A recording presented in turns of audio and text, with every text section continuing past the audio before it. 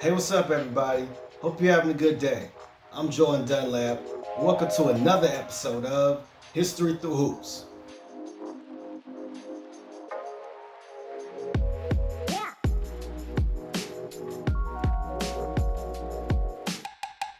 Now, if you missed the last episode of History Through Hoops, the link is in the description down below. Also, be sure to check out my other YouTube series, Journey Through Jerseys. For today's episode, we're going into the story of the first black man to actually play a game in the NBA. But without further ado, ladies and gentlemen, the story of Earl Lloyd.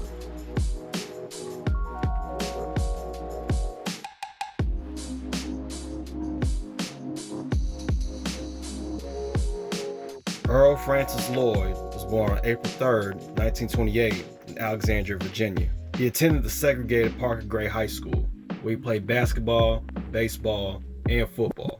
In high school, his skills brought him 3 times to the All-South Atlantic Conference and 2 times to the All-State Virginia Interscholastic Conference. He would then go on to attend West Virginia State University, where he continued his basketball career. Because of his size and skills in defense, he was given the nickname Moon Fixer. During his senior year, he averaged 14 points and 8 rebounds per game. During the 1947-1948 season, he helped lead the team to an undefeated record of 23-0 and a CIAA championship. And during that time, they were the only undefeated team in the United States. It's clear that Lloyd displayed incredible talent on the court, and on April 25th, 1950, his talent would be recognized in a major way. Because on that date, he and 3 other men made history by breaking the NBA's color barrier and becoming the first black players to be drafted into the NBA. And back then, the draft had a lot more rounds than they do today, because teams had to fill their roster to compete. This explains why Lloyd was the 100th overall pick in the 9th round of the draft. Just imagine that. 9 rounds of an NBA draft. Crazy, right? But anyway, the team that drafted him was the Washington Capitals. October 31st, 1950 was a big day for Lloyd and for the NBA, because it wasn't just his debut in the NBA, it was also the first time that a black man would play in the league. And during that game, he would score 6 points and get 10 rebounds. Here's a clip of Lloyd describing what that game was like. If you had to pick a place to play this first game for a black player in the NBA, if you want a place where a little controversy and that kind of stuff, Rochester, New York was the right place. It's cold up there, nobody hates anybody when it's wintertime. You see white folks pushing black folks' cars in the snow and vice versa, It's amazing. And then May comes. Everybody go back to hating each other, But I said the game was uneventful. Unfortunately, Lloyd did not get to play with the Capitals for long. He only played 7 games with them before he was drafted to fight in the Navy for the Korean War. But that didn't stop Lloyd from playing basketball. While he was deployed, he was able to rack up 4 U.S. Army basketball titles. After his deployment was up, he would go on to play for the Syracuse Nationals, where he would play for most of his career. In 1955, he helped lead the Nationals to defeat the Fort Wayne Pistons for the NBA Finals Championship. And with the Nationals winning 4-3, Earl Lloyd and his teammate Jim Tucker made history by becoming the first African Americans to win finals rings. During the 1954-1955 season, he also achieved career highs of 10.2 points and 7.7 rebounds a game. He would play with the Nationals for 6 seasons before leaving to finish out his career with the Detroit Pistons. By the time his career in the NBA ended, he averaged 4,682 points, 3,609 rebounds, and 810 assists.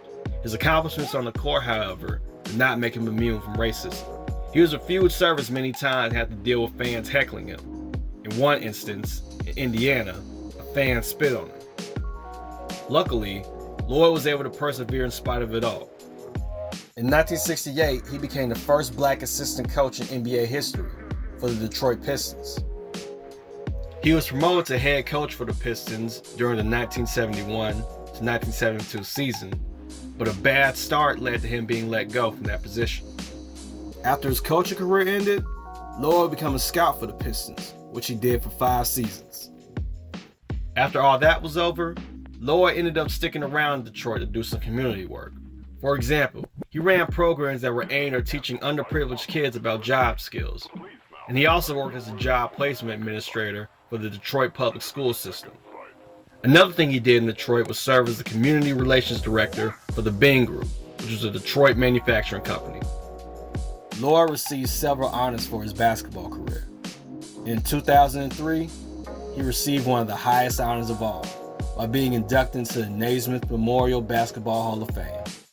And this is special, because out of the 4 players that were drafted on that historic night in 1950, Lloyd was the only one to receive this honor while he was still alive.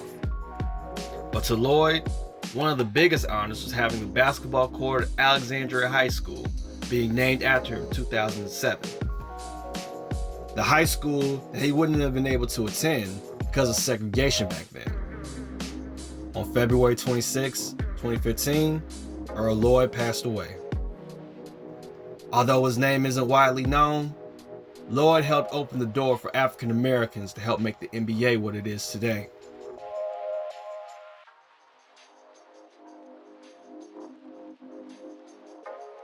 The Syracuse Nationals are now the Philadelphia 76ers. Lloyd was the 3rd African American head coach in NBA history. When Lloyd was drafted into the Army, the Capitals promised to keep his contract on hold, but unfortunately, the team folded while Lloyd was deployed. Lloyd was responsible for discovering legendary NBA players like Willis Reed and Earl the Pearl Monroe. Well, that does it for another episode of History with the Hoops. Thank you so much for watching. If you like this video, please like it, comment, share it, and subscribe to my YouTube channel. Follow me on Twitter, Instagram is the same name, JDunlapTV. And stay tuned for the next episode of History with the Hoops, where I'll be going to the story of Hank Dzoni. So again, thank you so much for watching. God bless, and I'll see you next time.